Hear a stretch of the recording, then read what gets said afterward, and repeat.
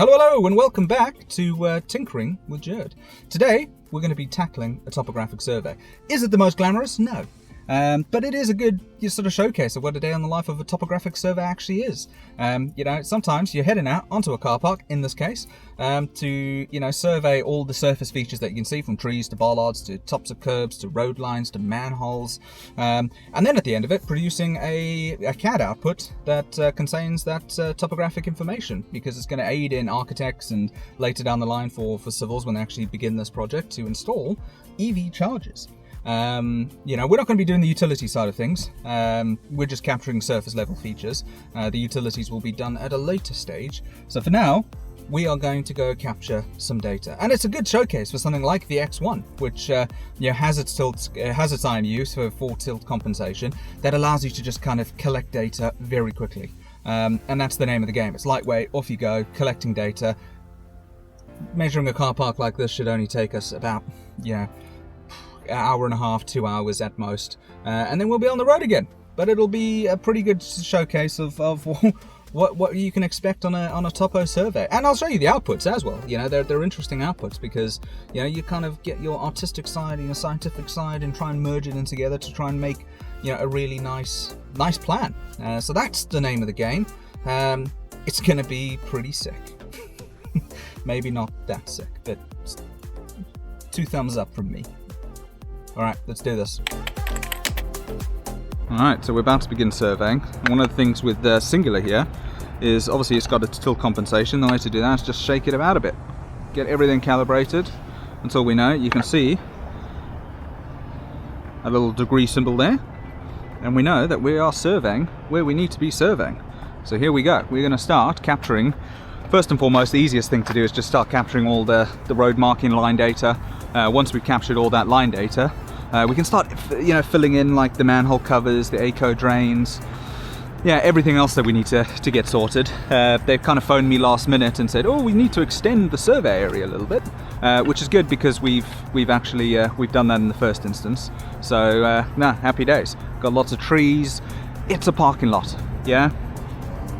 Massive lamppost, so we'll need to capture that and actually show it accordingly. And there's a lot of tools in here to be able to do that. So we can do 3-point circles, do rectangles, 3-point rectangles, things like that, polylines, all of these exciting things, while seeing our base map in the background, so we know we're capturing the data, and everything's set up in our code list to be able to do this. So the code list is important for when we export the data and put it into something like Enforce. It's just automatically going to draw the lines. So let's get on with that and do it.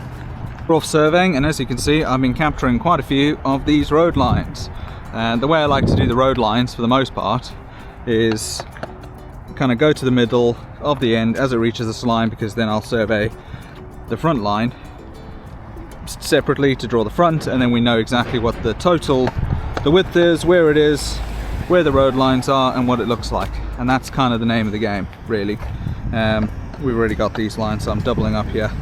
But the thing in Singular Pad software, like a lot, is you're able to draw on, or at least set up your code list to have some symbology. So when you're going out surveying and you're doing what you need to do, you're doing it to a code list, and that code list, when you put it into something like Enforce or Civil 3D or whatever it is, we'll be able to draw the code list quite accurately.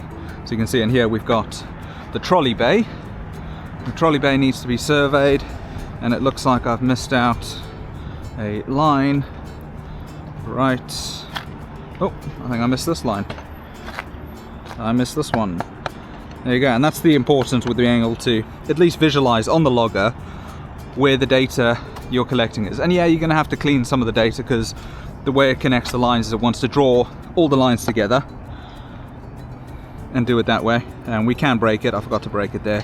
But we do end up with at least our car park, which, as you can see, when you're comparing it to a base map like OS maps or even satellite imagery, that's not as accurate as it could be.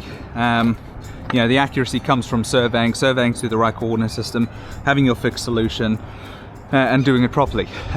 You can't rely on OS maps for survey grade accuracy, because as you can see even there, it's divided this land quite evenly, but this isn't actually that even. It's kind of offset a little bit to to the southeast. So yeah, this is the importance of doing a proper thorough topo survey, because yeah, a lot of designers and architects and various others can go onto GIS and go onto Google Earth and start drawing lines, but it's not survey grade accuracy. It doesn't give you heights, doesn't give you any of the information that you really need to produce a good topo survey.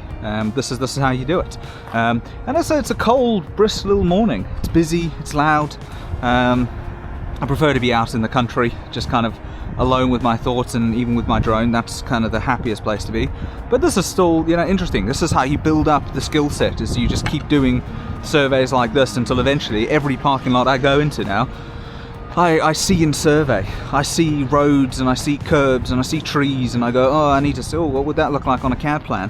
And so that's kind of how you start to think. You start to think in terms of CAD, which I'm sure a lot of surveyors do. But yeah, so we're going to crack on. We're going to start capturing a little bit more data, and take it from there.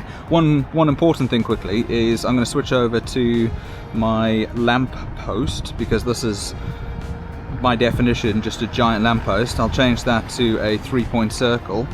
So we'll get 1 point in there, we'll get another point about there, and we'll get another one on the other side, so at least we have an accurate circle.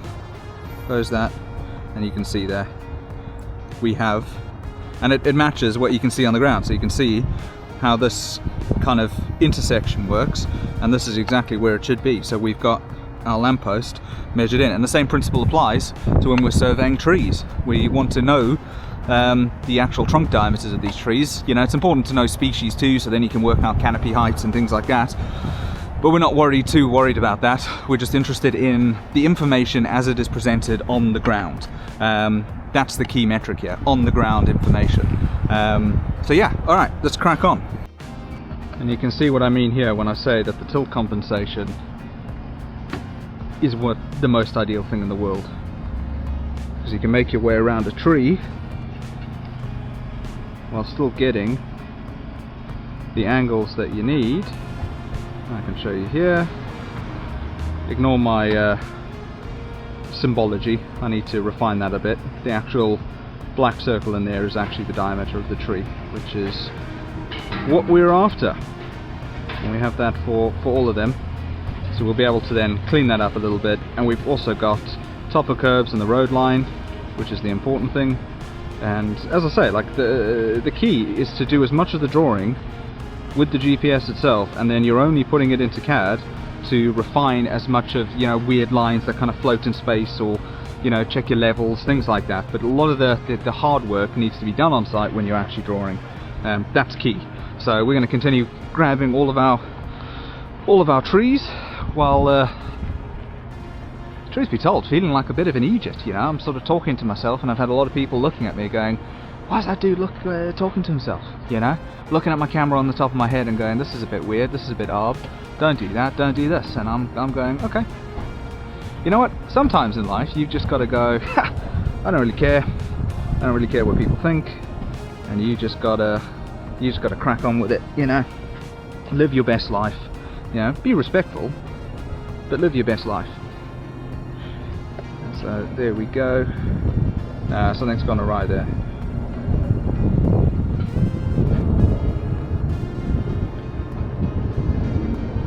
Something's gone very awry. Yeah, we don't want to delete those points. And this is the easy thing in Singy, is just selecting your points and deleting them. We don't want to have too many erroneous random points that are going to be a mission for people to clean later down the line. So yeah, just like that, I forgot to check my which I need to have it do automatically, my 3-point circle. There we go, 1,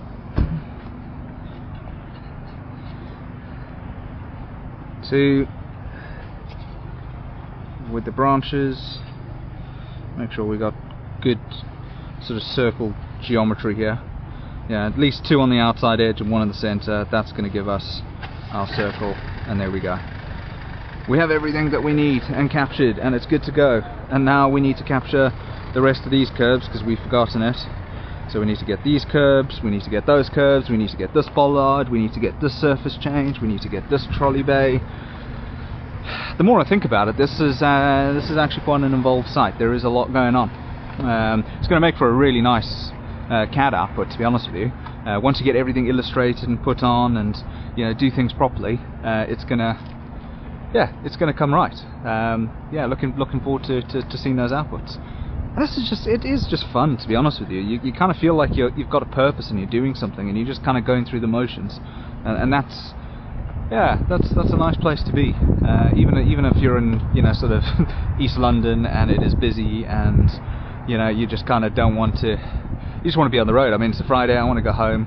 I live in all the way on the other side of the country, almost in Bristol. In fact, exactly on the other side of the country. So I've got a long drive ahead of me later today. So I got to capture a lot of data.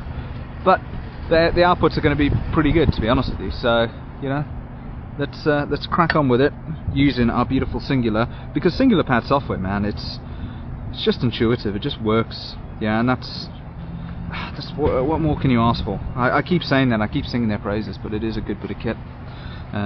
So we'll crack on. Just another point really on how many points it's collecting. You can set this to sort of instantly collect points, but if you do that, there's a good chance that you're gonna pick up some erroneous points every now and then. That just won't be good.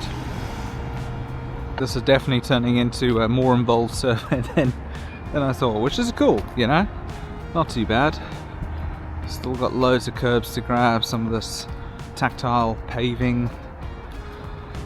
Oh yeah, it is involved. Yeah, when you start to look at sites like this, it becomes a thing of detail. When you look at a car park normally, you kind of go, okay, yeah, it's a car park. But then when you really start to look at it and you think about it from a topographic point of view, and you start to think about how much data you're actually going to need to showcase what's on site, what's here, from signposts to trees to curbs to the astroturf to the trolley bays to the massive light posts to some of the manhole covers to the bollards to all the road markings here, to spot levels across it, this eco drainage, including the surface drain with the concrete on either side of it. It becomes very involved, and you end up collecting a lot of data. You end up with just a tremendous amount of data that you kind of trying to piece together bit by bit by bit by bit, and we still need to tackle all the way down this side and then head down here to capture all of this. So we're not even halfway through, and we've already been here for just over an hour now. It's coming along. It's coming along.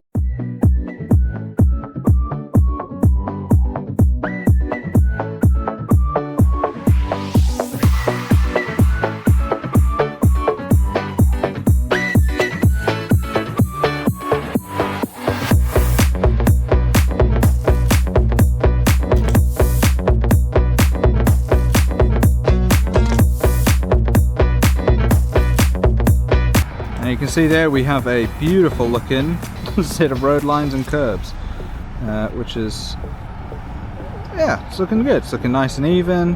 We've taken the points that we need. We need to obviously fill in the detail now, but for the most part, it's looking pretty good.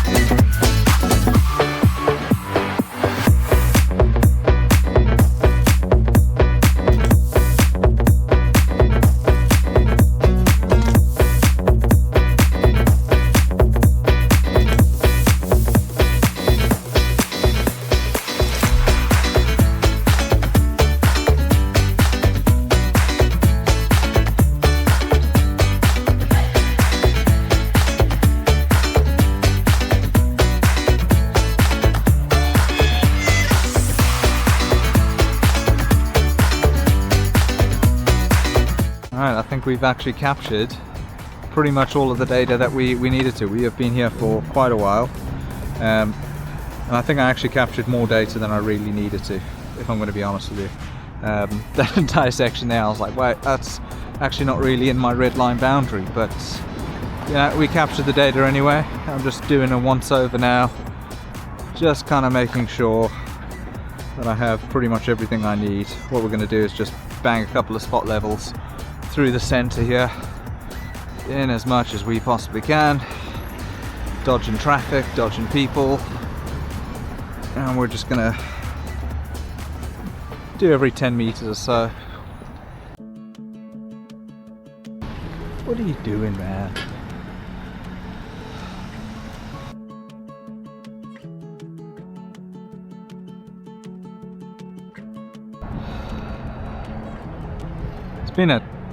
It's been just such a full-on day, to be honest with you. It's turned into, it's a bit busier of a Friday with another 3-hour drive home ahead of me. But that's the nature of the business, yeah. That's what it is sometimes. It's just, yeah, you on the road, just capturing data, you know, going where the work is. Yeah, and it is, as I say, like when you actually get into processing the data and actually produce your CAD plans, that's where it becomes cathartic work. You put on a podcast in the background, something like that, and you're just going through the motions, filtering, and just doing everything that you need to do. I think it is actually more of an interesting side, especially when you look at the vegetation and all that stuff over there. That's got a lot going on. You know, so when it actually comes to illustrating all of this, it's going to make for a pretty cool illustration. Very detailed. Got a lot of points, a lot of data points. We'll create a DTM from all our lines here, which will effectively act like the best brake lines imaginable. You know, when you think about like a 3D surface, because we're capturing points between like here and here and here and there. When you select these lines to become brake lines in a surface, it'll create a contour map of the entire parking lot. We have so much data here that it's going to create such a really, really nice sort of your major, minor contours, things like that. It's just going to look really cool. So we're gonna make it look sick. But I'm done. Job's a good one. Got good data. Looks good. I'm happy. Winning.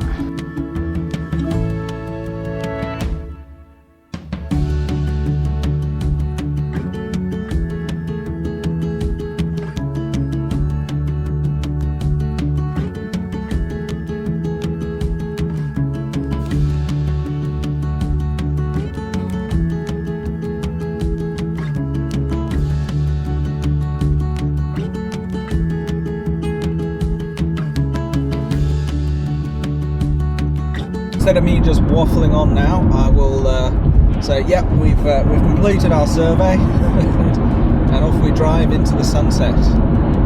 Quite literally driving into the sunset. It is only 3 o'clock here in the UK, and it's really about to get dark soon.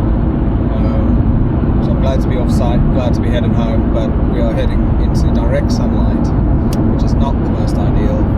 But we've done it. Completed our survey, did a drone mission yesterday at Gatwick Airport, did our Topo today, and we're off again on Monday up north. So there we go. Hopefully have a little bit of R&R this weekend, chill out,